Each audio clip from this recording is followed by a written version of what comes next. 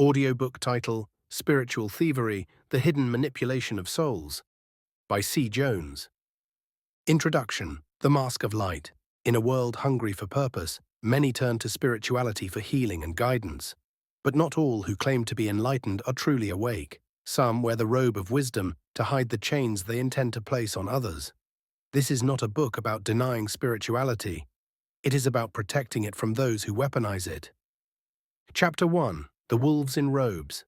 They come in robes, they come in yoga pants, they come with perfect smiles and polished words, but behind their presence, behind the incense and mantras, hides something far less sacred.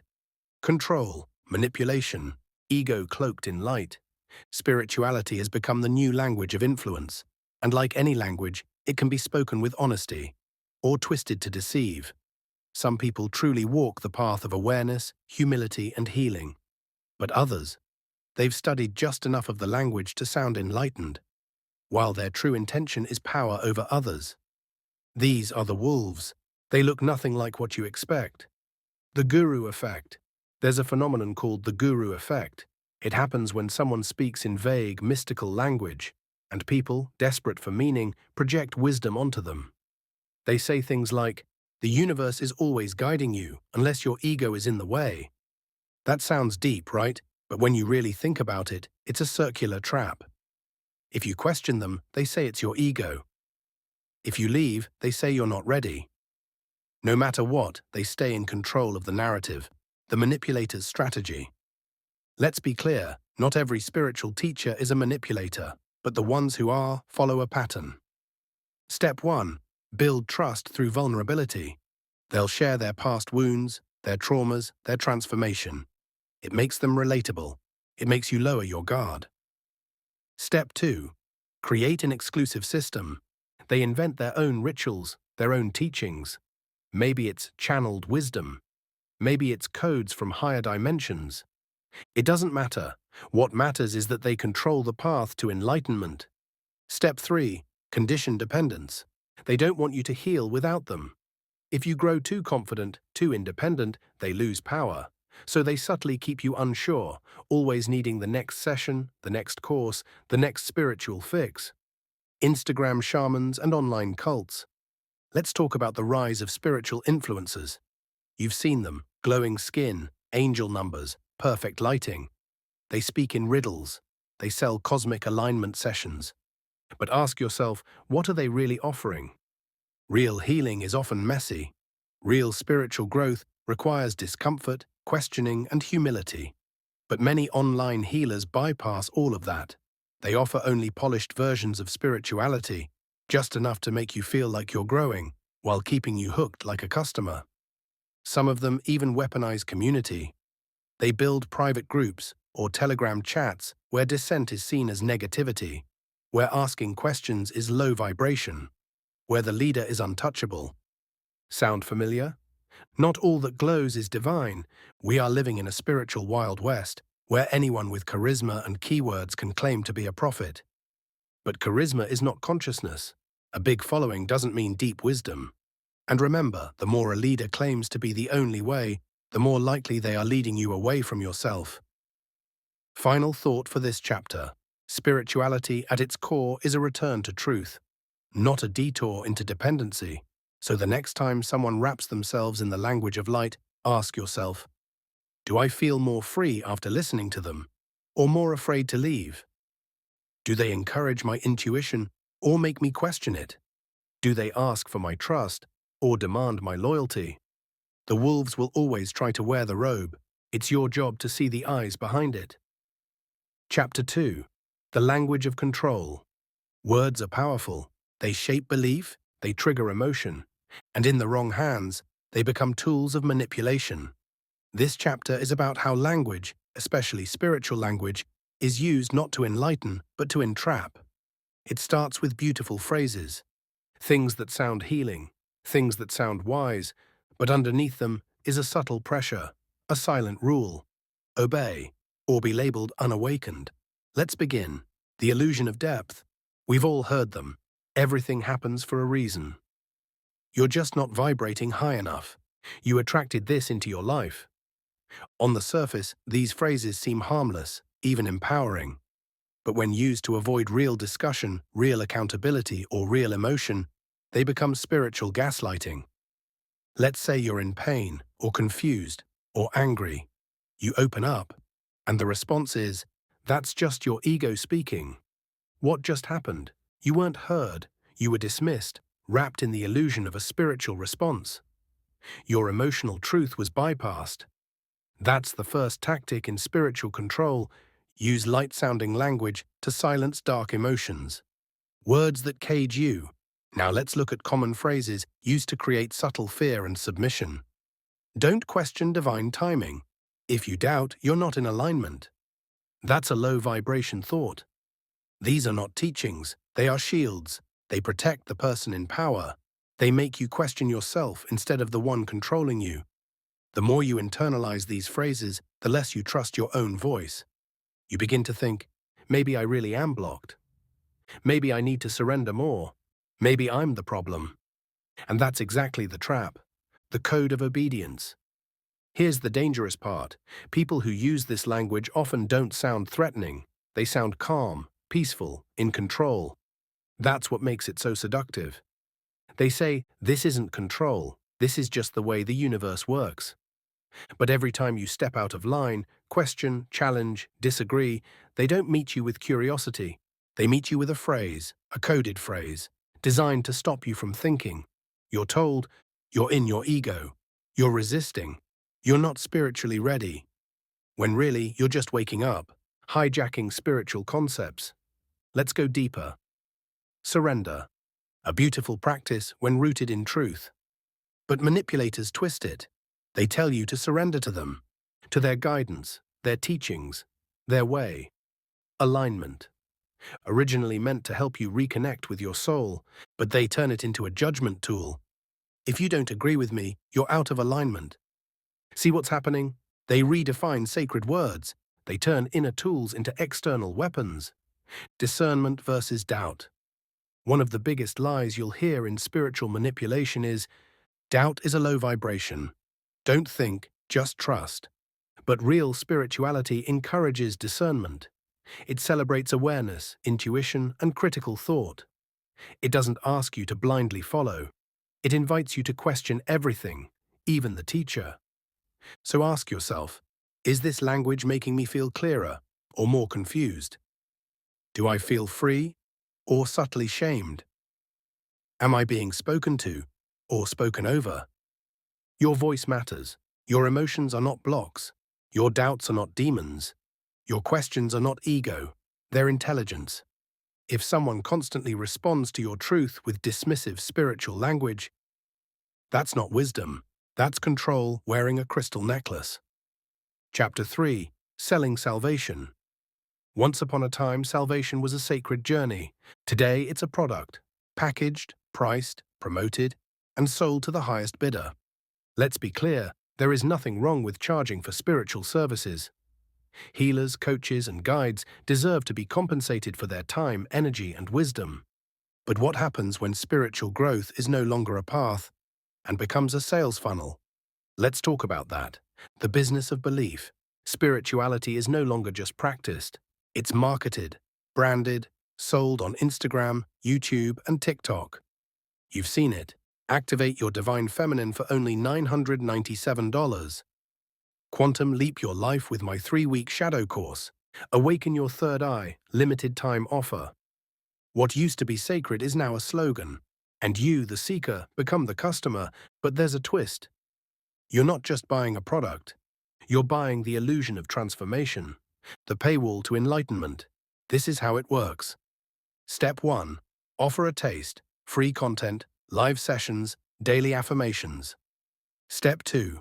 Build emotional connection. Make the follower feel seen, special, chosen. Step 3. Reveal the deeper path, a course, mentorship, or program that promises total transformation. And the message is always the same. If you're really ready to ascend, you'll invest. This isn't empowerment. This is emotional manipulation disguised as motivation. It pressures you to prove your worthiness through payment. And if you hesitate, you're told, you're operating from scarcity. You're blocking your own abundance. Money is energy. You're resisting the flow. Let's pause for a moment. What if you're just being wise with your money? What if you're protecting yourself from a scam in spiritual packaging? The cult of the course creator.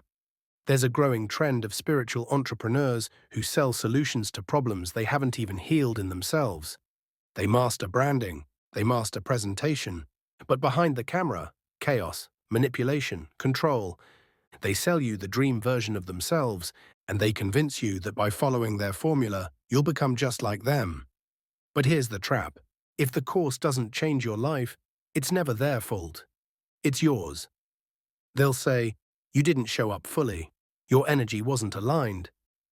You weren't ready for this frequency. And so, you buy another course, and another, and another. You become addicted to healing you never receive, and they get richer every time. Spiritual capitalism. Let's call it what it is, spiritual capitalism. It's when sacred practices, meditation, energy healing, astrology, manifestation, are twisted into shiny packages with big promises and high prices. The line between sacred and sales is blurred. You don't feel like a soul anymore, you feel like a subscriber. And the worst part, you begin to think, maybe my healing really does depend on how much I can afford. Your worth is not tied to a checkout page. Your soul is not a subscription plan.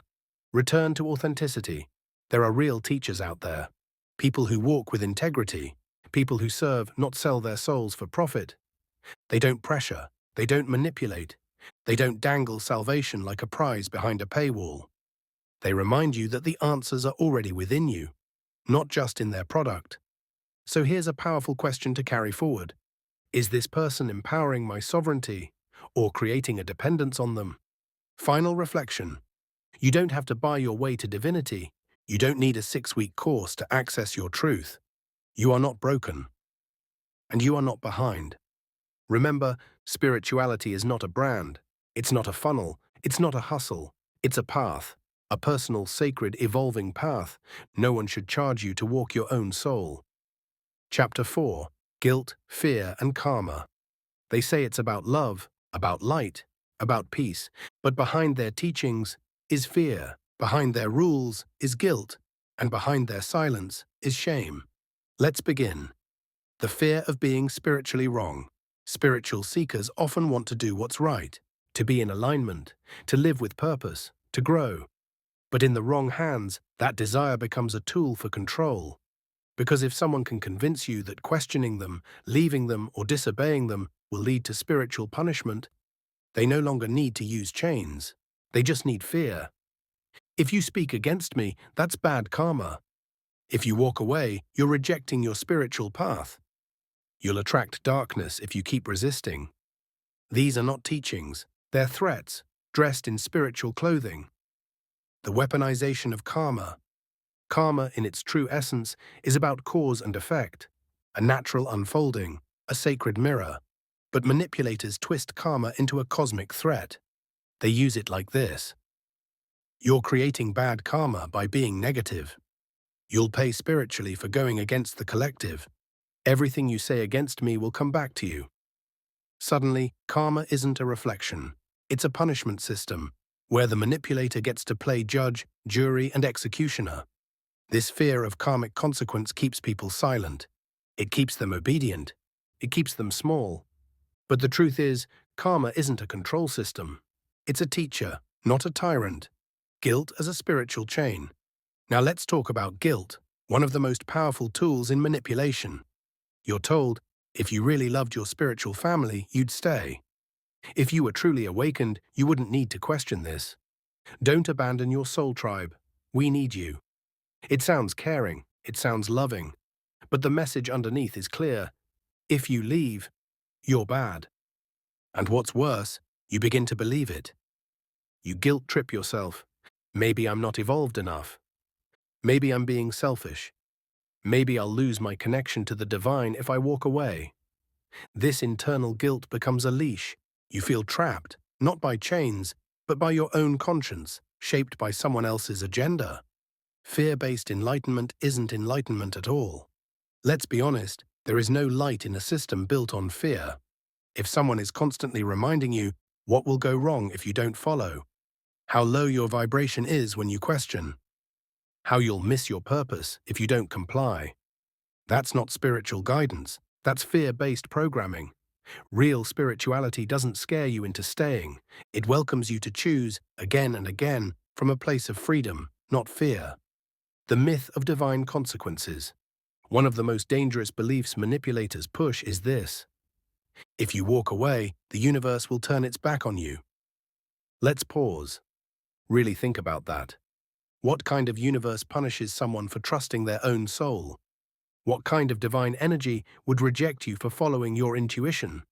The truth is, the divine doesn't punish. People do. People dressed in divinity. People who confuse control with guidance, breaking free from guilt and fear. You are not bad for leaving a spiritual community. You are not wrong for asking questions. You are not creating bad karma for standing up for yourself. You are awakening, and that awakening doesn't come with fear. It comes with truth. It comes with clarity. It comes with peace. Final reflection. Any belief that makes you shrink is not divine. Any teaching that uses guilt as a leash is not sacred. And any leader who uses karma as a weapon is not walking the path of love. You are allowed to walk away from anything that demands your obedience instead of honoring your sovereignty. Let go of guilt. Let go of fear. Let go of the voices that told you questioning was sin. And remember, true spirituality never requires fear to function. Only control does. Chapter 5. The Narcissist in the Mirror. They speak of love. They speak of oneness. They speak of compassion. But what they practice is control. What they really seek is admiration. What they truly worship is themselves. Welcome to Chapter 5. The Narcissist in the Mirror, where we expose the ego hiding beneath the robes of spiritual leadership. Because sometimes the loudest voices in the spiritual world are not the most awakened. They're just the best at performing awakening. The mask of enlightenment. Narcissists don't always show up in flashy clothes or loud tones. In the spiritual world, they come in silence, softness, and stillness. They speak in slow, soothing words. They use calmness as currency. But behind their peaceful voice is a roaring ego, craving attention, control, validation, and admiration. They don't want to guide you to your power. They want you to admire theirs. Spotting the spiritual narcissist. Here's how they often operate. 1. They demand loyalty, not growth. They say it's about your healing. But the moment you grow beyond them, challenge them, or stop idolizing them, you become the enemy. 2. They never admit fault. Everything is a test for you. If something goes wrong, it's your energy, your karma, your shadow. They stay untouchable, always above accountability. 3. They preach humility but act like gods. They'll post quotes about surrender and stillness, but behind closed doors, they dominate conversations, silence criticism, and expect constant praise. 4. They collect followers, not community. Their gatherings are not about mutual support, they're about creating a stage for their persona. Everyone else is background noise to their spotlight. The echo chamber of praise. Spiritual narcissists often build communities that reflect them. People who praise them, defend them, imitate them. And the moment someone speaks out, they're just not in alignment. They're projecting their wounds. They're attacking the divine masculine, feminine. It's never their fault, always yours. This turns the community into an echo chamber, a space where only one voice is truly heard. Theirs. Fake humility, real control. One of the greatest tricks spiritual narcissists use is fake humility. They say things like, "I'm just a vessel for divine truth. It's not about me, it's about the message. I'm still learning too." But their actions contradict their words. They center themselves in every discussion. They expect gifts, devotion, constant affirmation. They perform vulnerability, but never truly reveal themselves. Because their humility is strategy, not sincerity, avoiding accountability with spiritual language. A spiritual narcissist never says, "I hurt you. I was wrong. I take responsibility." Instead, they say, "This is your mirror. Your pain is part of your awakening. You're triggered, and that's something to sit with." And while those phrases can be true in the right context, here they're being used to dodge truth, to avoid consequences, to make you doubt your own feelings. The cycle of spiritual abuse. It usually goes like this. 1. Charm. They make you feel special, seen, elevated. 2. Connection. You feel like you found your teacher, your guide, your soul family. 3. Control. They begin setting subtle rules, expectations, limitations. 4th, correction. When you step out of line, they gaslight you using spiritual jargon. 5. Collapse. You're left confused, ashamed, and dependent on their approval again. And then the cycle restarts. Why it works? Because these people are not unintelligent. They're often emotionally intelligent. Charismatic, articulate. They know how to play the part. They know how to quote ancient texts. They know how to sound above it all.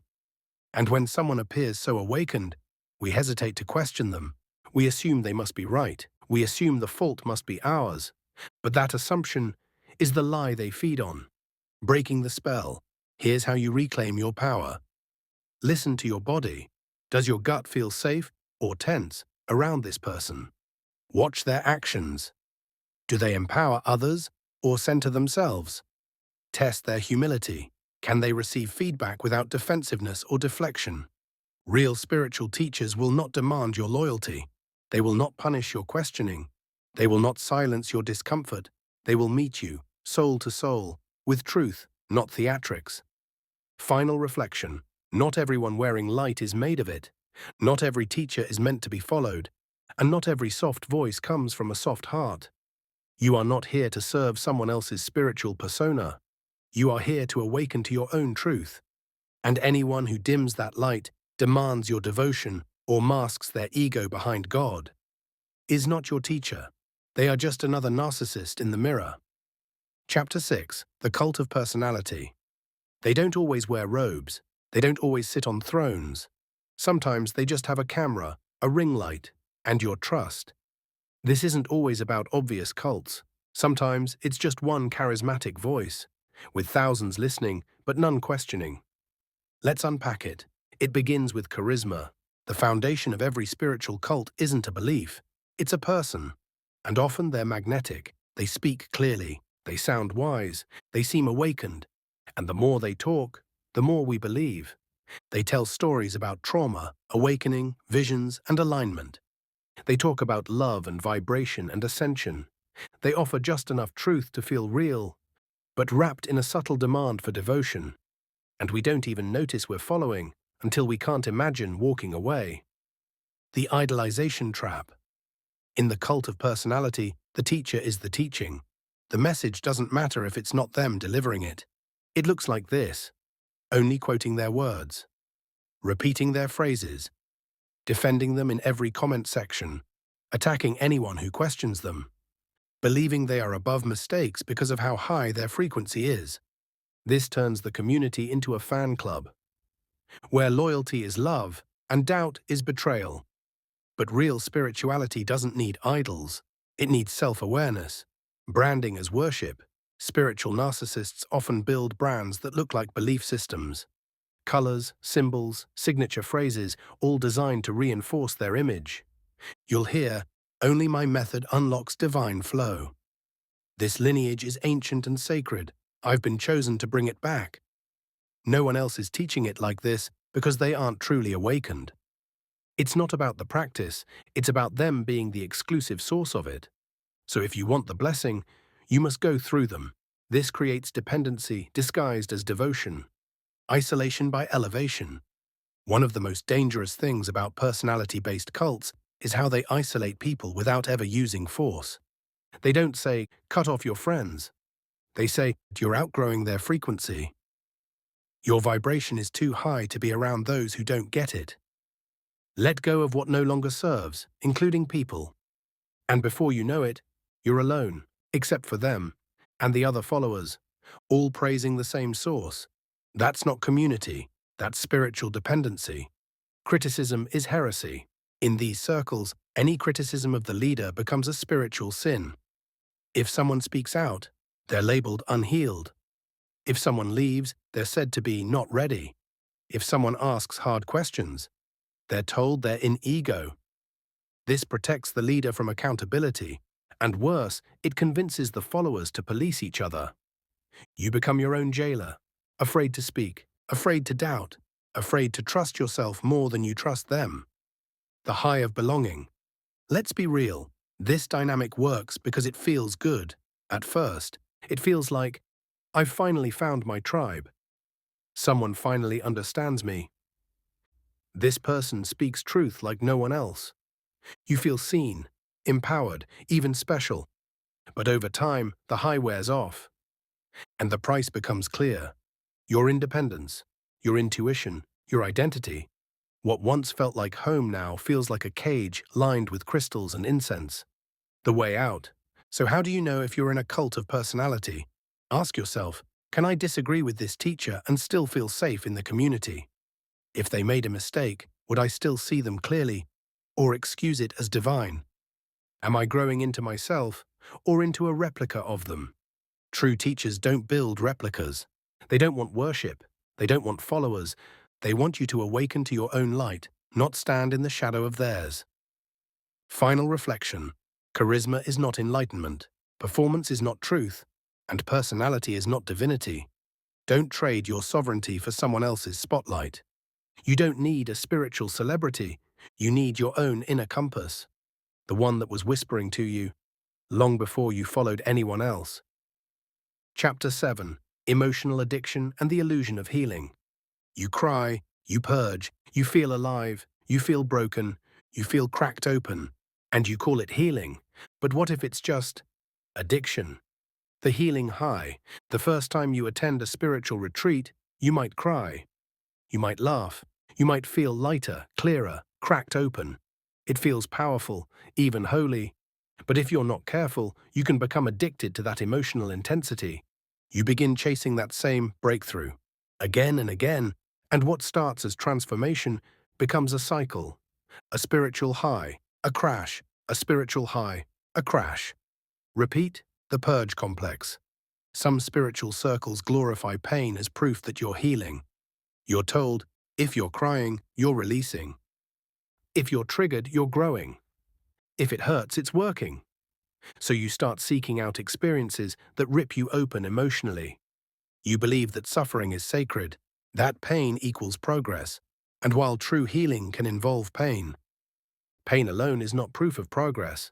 Sometimes you're not healing. You're just being re-traumatized over and over again and calling it awakening. The business of the breakdown. Let's be honest, spiritual industries often profit off your pain. There's always another course, another retreat, another trauma healing package, another breathwork session, another breakthrough waiting for a price. You keep coming back because you felt something. You don't feel whole yet, but you felt something. That something becomes your drug, your proof that it's working. And so you return again and again to feel it. But healing isn't about feeling something, it's about feeling free. Healing as identity. In some communities, healing becomes an identity. You're always in process, doing the work, sitting with your shadow. It becomes a badge of honor to always be healing but never healed. Why? Because if you actually healed, you might outgrow the group. You might no longer need the mentor.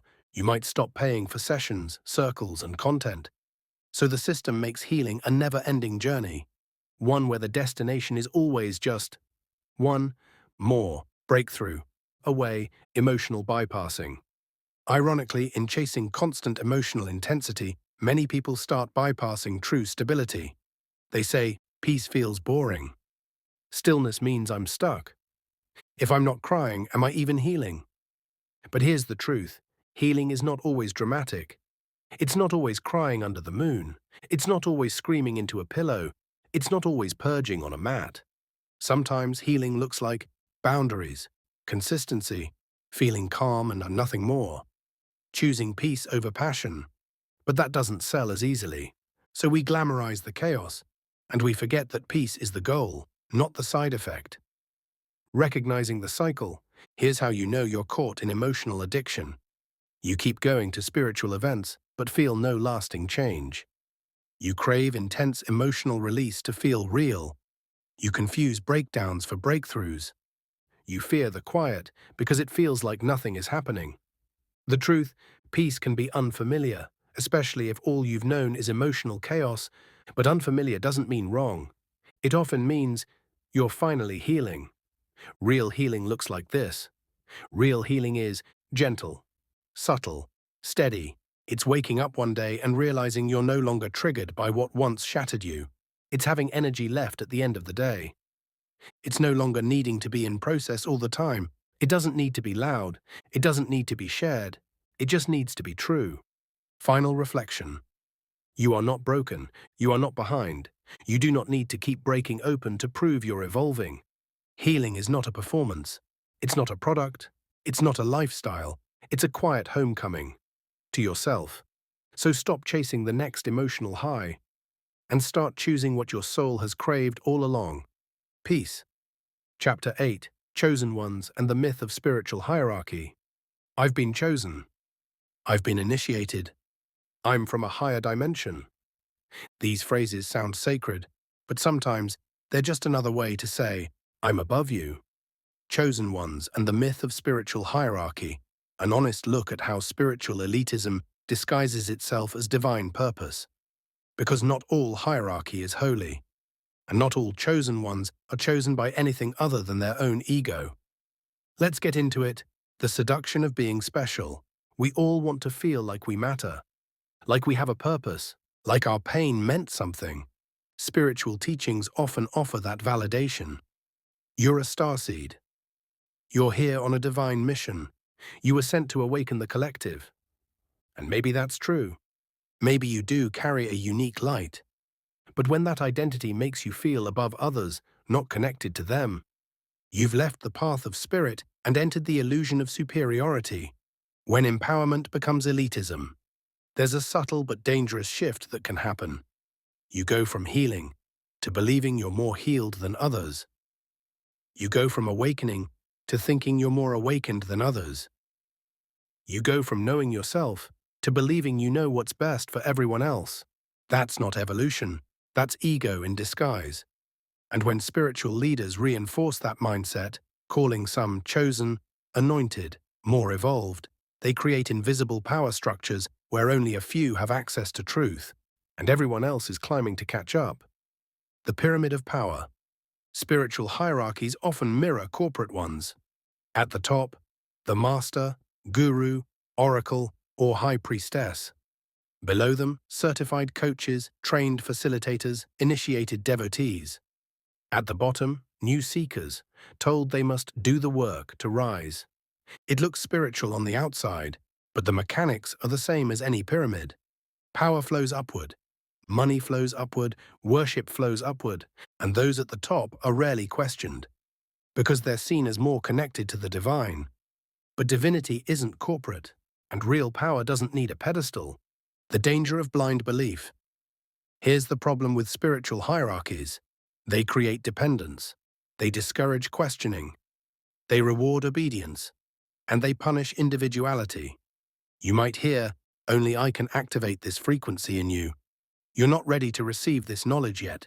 Stay close to me if you want to ascend. This builds a system where you are never enough, unless they say you are. And that's not spiritual. That's psychological control wrapped in divine language. Chosen versus conscious. There's a difference between being chosen and being conscious. Being chosen means you're special. Being conscious means you're aware. Being chosen says, I'm here to lead. Being conscious says, I'm here to grow with you. One separates, one connects. True spirituality doesn't elevate you above others. It awakens you to the divinity within everyone. If someone claims to be chosen, but uses that to dominate, manipulate, or separate, they're not leading you to God. They're leading you to them. Why this trap works? Because in a world full of pain, confusion, and disconnection, being told you're special feels like medicine. And some leaders know that. So they feed you that identity, but keep the path to full empowerment just out of reach. You keep chasing it. Keep buying into it. Keep giving them your trust, your time, your energy. And all the while, your power, it's being outsourced. True power is shared. The most awakened beings don't put themselves above others. They remind you that you are your own temple, that no one else is more divine than you. They don't say, "Follow me." They say, "Follow yourself deeper. Question everything, even me. You already know. You just forgot." That is real guidance. That is true leadership. That is spiritual integrity. Final reflection. No one is more divine than you. No one is more worthy than you. No one sits closer to the universe than you. The moment someone tells you they've been chosen, ask who chose them and why they need you to believe it. Because when the divine truly speaks through someone, it doesn't ask for worship. It reminds you of your own reflection in the light. So don't climb someone else's spiritual pyramid. Build your own foundation. You were never meant to follow. You were meant to remember. Chapter 9. False Light and the Love and Light Trap. Don't be negative. Just focus on the light. Good vibes only. Sounds nice, right? But what if these phrases are spiritual silencers? What is false light? False light is the performance of spirituality without the substance.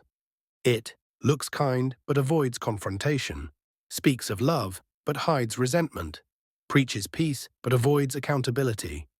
It says all the right things, but when things get real, it disappears. False light isn't evil, it's just incomplete. It tries to skip the shadow. And that's where the danger begins. The fear of darkness. Many spiritual teachings wrongly divide the world into light, good, dark, art, bad. But darkness isn't evil, it's depth, it's mystery, it's the womb of transformation. True healing requires us to go into the dark, into the grief, into the anger, into the trauma, into the uncomfortable truths we've buried. False light says, "You're too negative. Just raise your vibration." That's low-frequency talk. But real light, it doesn't fear the dark. It enters it with truth and compassion. The good vibes only lie. Good vibes only sounds fun on a t-shirt, but in practice, it's a form of emotional denial. It creates spaces where people feel ashamed for having hard emotions. Rage, grief, and pain are seen as spiritual failure. Accountability is called bad energy. Victims are told they attracted their suffering. That's not love, that's avoidance. That's gaslighting, that's spiritual bypassing. You can't heal what you refuse to face.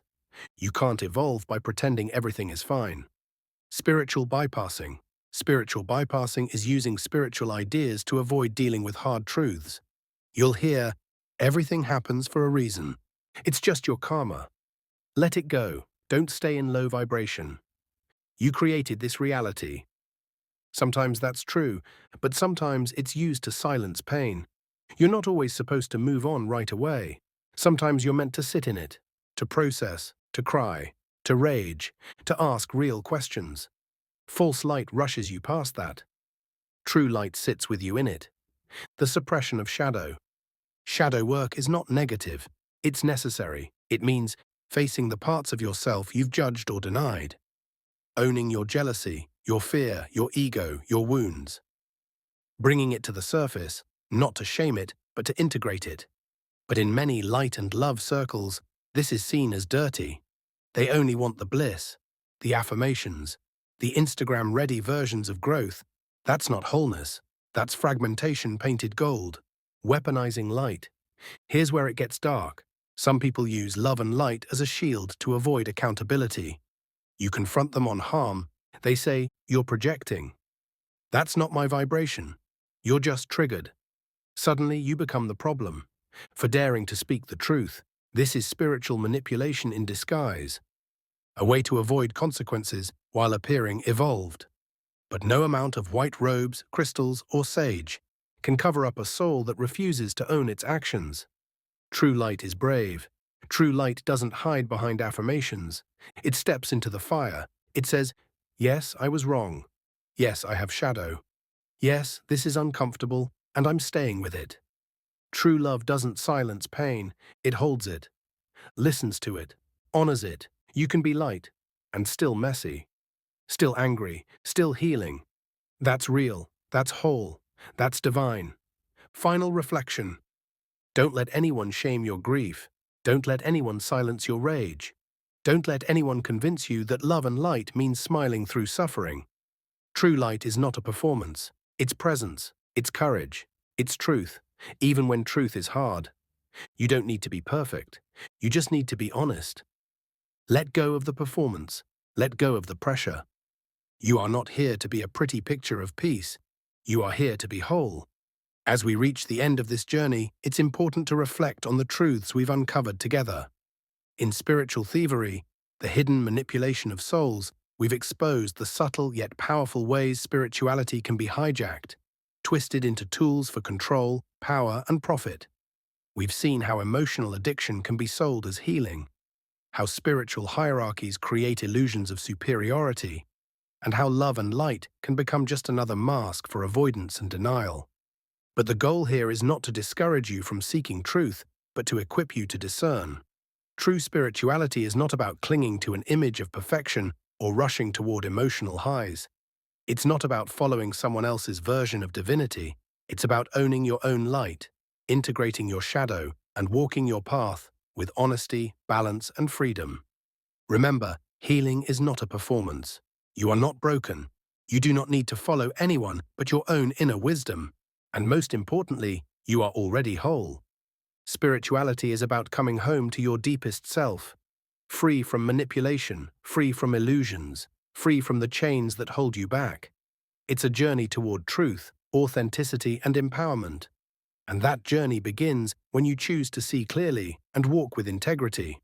So step forward with courage, with awareness, and with love. Not the kind that bypasses, but the kind that faces everything and transcends. You were never meant to be controlled. You were meant to be free. This is the end of the book, but the start of your ongoing exploration. Let the wisdom of your soul guide you.